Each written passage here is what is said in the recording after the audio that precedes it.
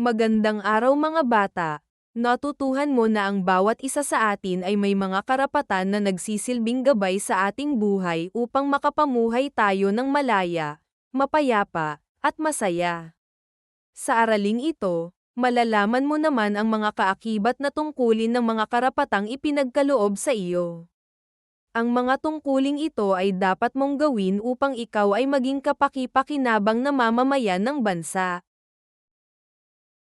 Sa araling ito, ikaw ay inaasahang natatalakay ang mga karapatan at tungkulin ng isang mamamayan.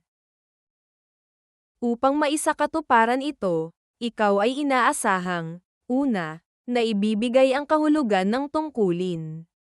Pangalawa, naiisa-isa ang mga kaakibat na tungkulin ng isang mamamayan.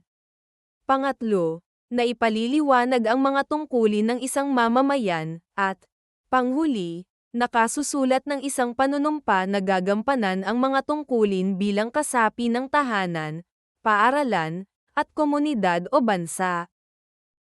Mga bata, tandaan natin na ang bawat isa sa atin ay may mga karapatang ipinagkaloob ng saligang batas. Ang mga karapatang ito ay may kaakibat na tungkulin na dapat nating gampanan upang tayo ay maging kapaki-pakinabang na mamamayan. Ang tungkulin ay tumutukoy sa pananagutan ng isang mamamayan sa kanyang komunidad o bansa na naaayon sa isinasaad ng batas. Ang mga tungkuling ito ay sa sarili, sa kapwa, at komunidad.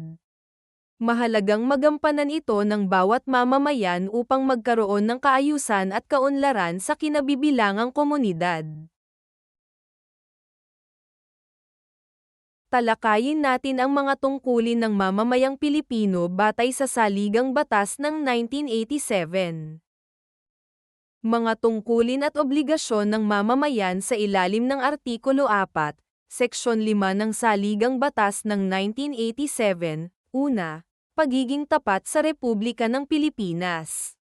Bilang isang mamamayan, inaasahang magiging tapat ka sa iyong bansa. Uunahin mo dapat ang iyong bansa kaysa iba. Ipakikita ang pagmamalasakit dito sa lahat ng oras. Ipagmamalaki at handa itong ipagtanggol kanino man.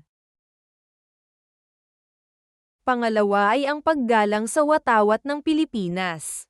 Ang watawat ay isa sa mga sagisag ng bansa. Ito ay paalala sa pakikipaglaban ng mga bayaning Pilipino para sa pagkamit ng kalayaan kaya nararapat lamang na ipakita ang paggalang dito. Upang maipakita ang paggalang dito, kasabay ng pag-awit ng lupang hinirang ay tumayo ng tuwid, ipatong ang palad ng kanang kamay sa kaliwang dibdib, at tumingin ng buong pagmamalaki sa watawat.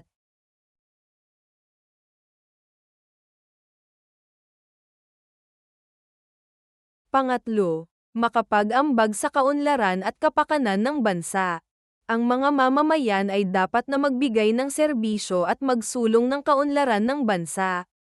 Dapat na ibahagi ang kakayahan at talento para sa kapakanan ng bansa. Hanggat maaari ay sa loob ng bansa dapat maglingkod upang makatulong sa pagpapaunlad nito.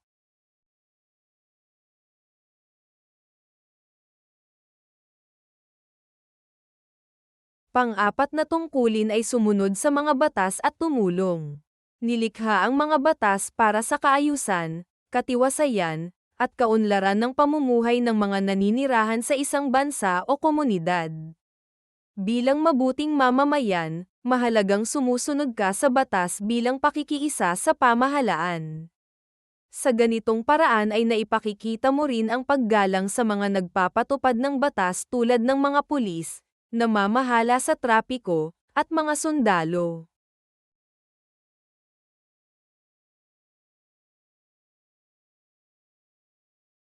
Panglima ay tumulong at makiisa sa mga awtoridad. Bilang mamamayan ng bansa, hindi dapat nilalabag ang batas. Sa halip, makipagtulungan at magbantay sa mga awtoridad na maipatupad ang batas ng buong komunidad.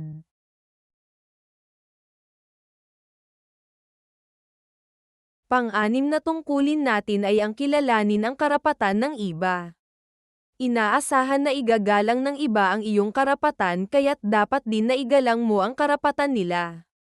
Kailangang lagi kang maging maingat sa iyong sasabihin o gagawin upang hindi mo malabag ang karapatan ng iba at makapagdulot ng pinsala o sakit sa kanila.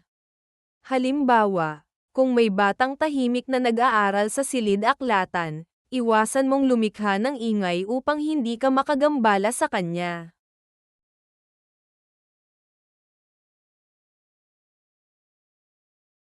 Pampito na tungkulin ay magtrabaho para sa sarili at sa pamilya. Tungkulin ng isang mamamayang Pilipino na magtrabaho kapag siya ay nasa sapat ng edad upang makamit ang dignidad o maayos na buhay para sa sarili at sa pamilya. Para magawa ito ng batang tulad mo, kailangan mong mag-aral ng mabuti upang magkaroon ng mga kaalaman at kasanayang magagamit mo sa hinaharap.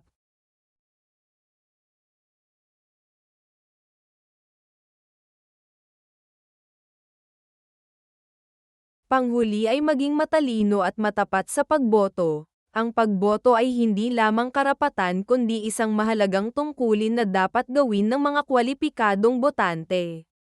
Sa pamamagitan nito ay makapipili at makapagluluklok ng mga pinunong inaasahang makatutulong sa pagpapabuti ng kalagayan ng bansa. Kaya mahalagang maging matalino sa pagtupad sa tungkuling ito.